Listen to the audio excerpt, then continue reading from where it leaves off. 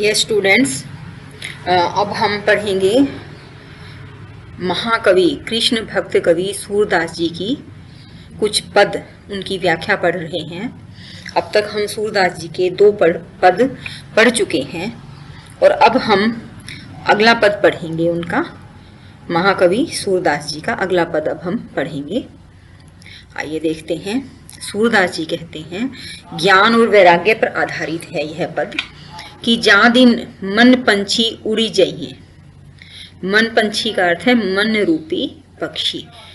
जो हमारा शरीर है इसमें आत्मा विराजमान है और जिस दिन यह आत्मा निकल जाती है उस दिन शरीर की क्या गति होती है। सूरदास जी यह बात कहते हैं कि जिस दिन, जा दिन का अर्थ है, जा का अर्थ है जिस दिन मन रूपी पक्षी के इस संसार से जाना हो जाता है, अर्थात आत्मा रूपी पक्षी, मन रूपी पक्षी उड़ जाता है और यह शरीर ही रह जाता है।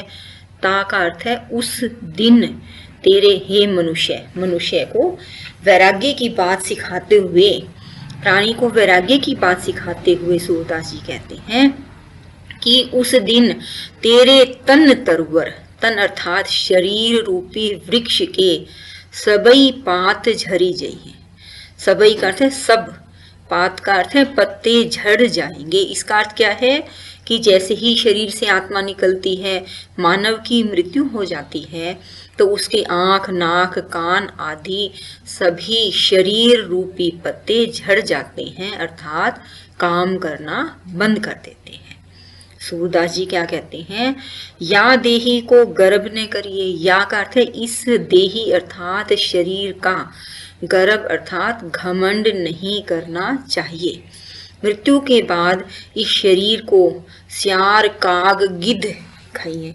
श्यार, काग, गिद्ध का अर्थ क्या है? गिद्ध, काग का अर्थ है कौवा, सियार आदि जानवर ही खाते हैं।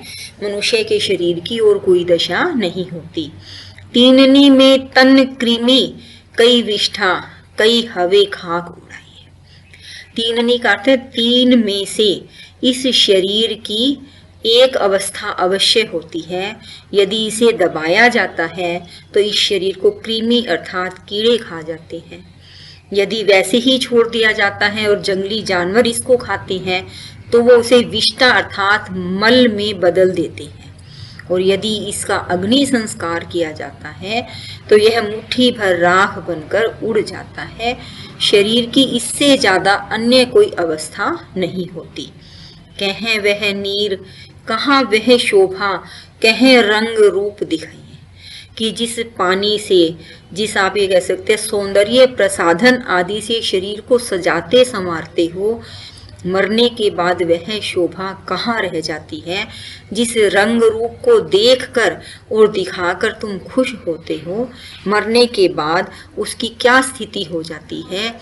सूरदास जी कहते हैं जरा इस बात पर विचार कीजिए। जिन लोगनी सो नेह करत है तेई देखी गिन है।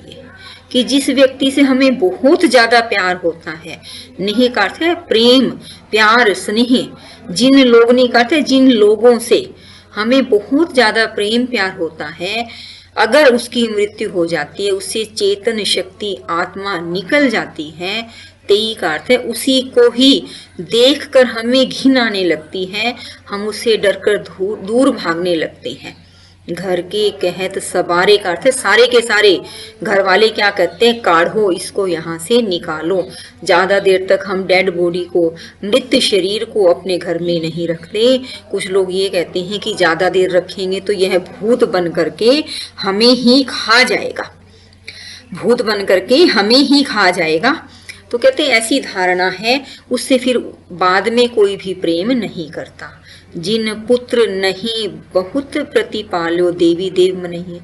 जिन पुत्रों का पालन करने के लिए तुमने बहुत ज्यादा मेहनत की, प्रयास किया, देवी देवता मनाए, व्रत पूजा पाठ आदि किया कि पुत्र की प्राप्ति हो और उसका लालन पालन बड़ी मुश्किल से किया, वो पुत्र क्या करता है, तेई लई खोपरी बांस दे शीस फोरी बिख रही है। वही पुत्र अंत में कपाल क्रिया करता है।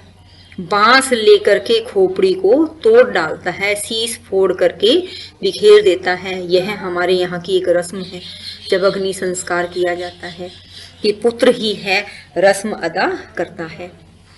अज हूँ मूढ़ करो सत्संगति संतनी तय कछु पहिए।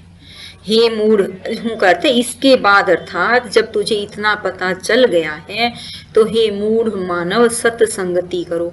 सत का अर्थ क्या है? सच्चाई का संग करो, संत लोगों का संत करो। संतनी तय कछु पहिए कि यदि संतों की संग में रहोगे तो शायद कुछ प्राप्त भी हो जाए। नर वपु धारी नाहि जन हरि के, जम की मार सो खइए। नर का अर्थ है मनुष्य, वपु का अर्थ है शरीर धारण करके। जिसने हरि का भजन नहीं किया, जो हरिजन नहीं बना, जो हरि का सच्चा भक्त नहीं बना, जम की मार सो खाइए, उसे फिर यमराज की मार खानी ही पड़ती है, अर्थात उसे नरक में जाना ही पड़ता है। कवि कहना क्या चाहता है कि मनुष्य के शरीर को प्राप्त करने के बाद जो मुख्य कार्य है वह ईश्वर का भजन है, और जिसने यह कार्य नहीं किया उसे यमराज की मार सहनी ही पड़ती है। सूरदास जी कहते हैं, भगवंत भजन बिनु, भगवान के भजन के बिना वृथा सुजन्म गवैये। यह मनुष्य का शरीर व्यर्थ ही बीत जाता है। मनुष्य के शरीर में इसके बाद और भी कुछ करने के योग्य नहीं है। पूरे इस पद के अंदर आपने यह पढ़ा है कि जब तक मनुष्य में चेतन आत्मा शक्ति है, प्राण है, सांस है, तब तक वह सबको अच्छा लगता है। मनुष्य के शरीर की कीमत है। जैसे ही मनुष्य मृत्यु को प्राप्त होता है वैसे ही इस शरीर की कोई कीमत नहीं रह जाती। सब इसे घर से बाहर निकालना चाहते हैं, घर में कोई इसको रखना नहीं चाहता। सूरदास जी कहते हैं कि संसार में जीने का एकमात्र फल और मुख्य कार्य सिर्फ इतना ही है कि मानव का शरीर मिला है तो हम ईश्वर का भजन करें। ईश्वर का भजन करेंगे तो ही हमें अपने जीवन में सुख प्राप्ति होगी, और यही मनुष्य जीवन का आधार भी है और सार भी है। मनुष्य जीवन का सच्चा सार यही है कि वह ईश्वर का भजन करे।